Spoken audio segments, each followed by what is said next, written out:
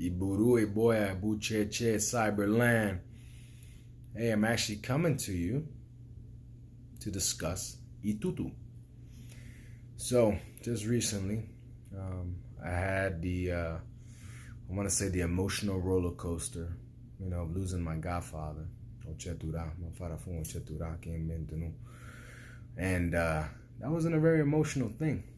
But something that we have to realize that's going to come. One day, a godchild is going to separate from the godfather, whether it's because of separation from the land of the living to Olorun, maybe the land of the Eguns.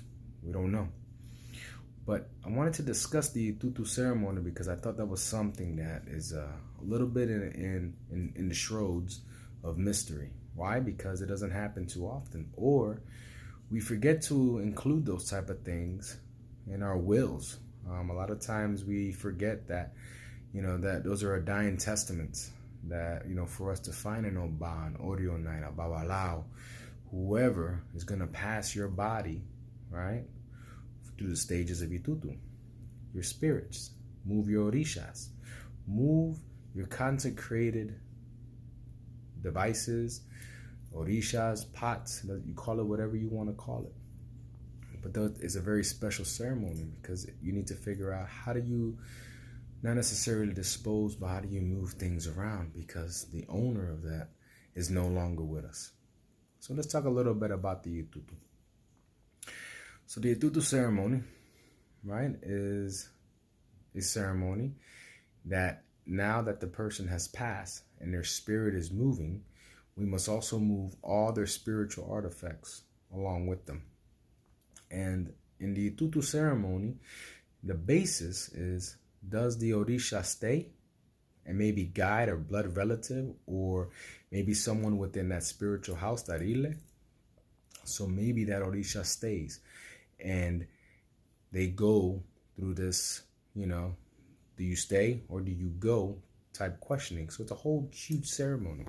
And then once that is all completed, we go back and we start to think of, okay, now that we figured out about the Orishas, now, particularly like in my case, my godfather, now we go through another Itutu type ceremony, because as a Babalao, there are other things that are received that also need to be understood on where do they pass. Do they stay with another Babalao, within the blood relative, or within the Ile, the spiritual home?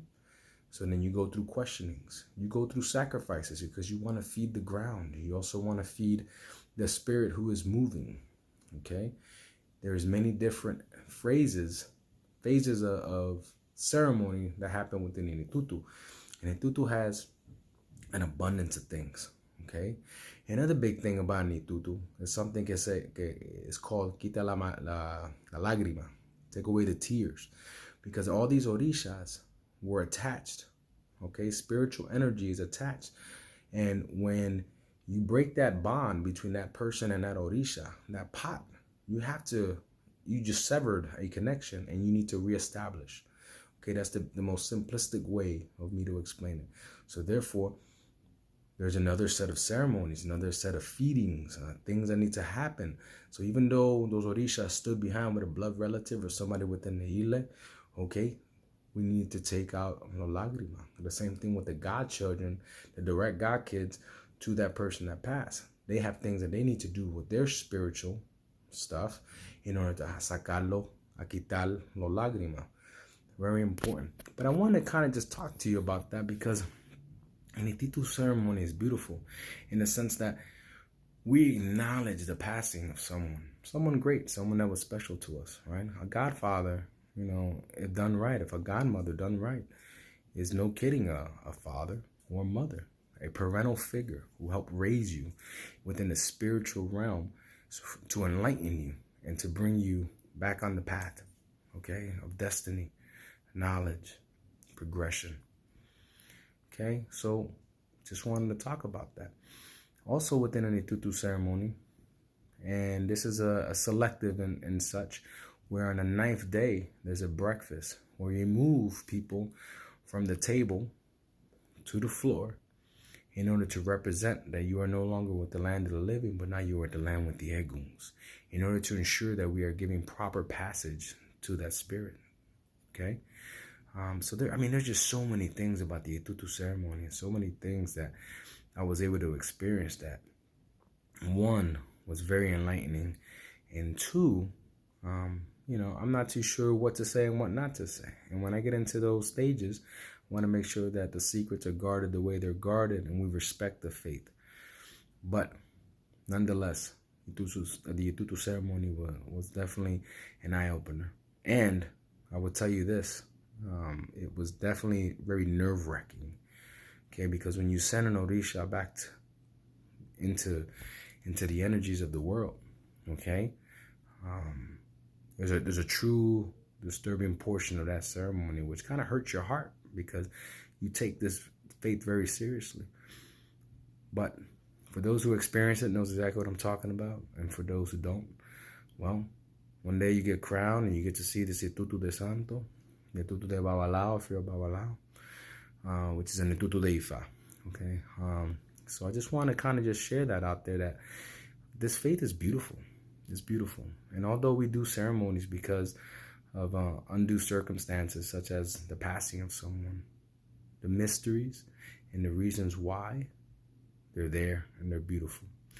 Well, just want to make sure I shared that and talk a little bit about the Itutu ceremony, which again is the passing of someone, a godfather, an Olorisha of some sort, somebody who's crowned Santo or Babalao. And when we take their Orishas, and we must now figure out if they're going to depart along with our departed member, or maybe they stay with a blood relative or within the Ile. And those ceremonies come with many different things, many different feedings. And if they stay with someone within the family or the Ile, then we got to do the Ceremonial, quitarlo lágrima. And then we have other things that must be done as well. Especially when we talk about Ifa and Babalaos. There's other ceremonies that are a bit more complicated, but there are additional stuff that needs to happen. But with that said, I felt that was important for you guys to understand, that there is a beautiful ceremony for when someone passes, and we celebrate, okay? Because now someone has passed and they've went to the land of beyond, right? But they're still with us, and their energy is with us. And their goal is going to be to help us and guide us. No different than when they were here on earth. So with that said, Iburu, Eboya, Bucheche. And I hope I enlightened you with just a little bit more knowledge. And the topic was Itutu ceremony. And as always, ready to answer any questions you guys have. Iburu, Eboya, Bucheche. Just a short video just to talk to you about it. All right, have a good one.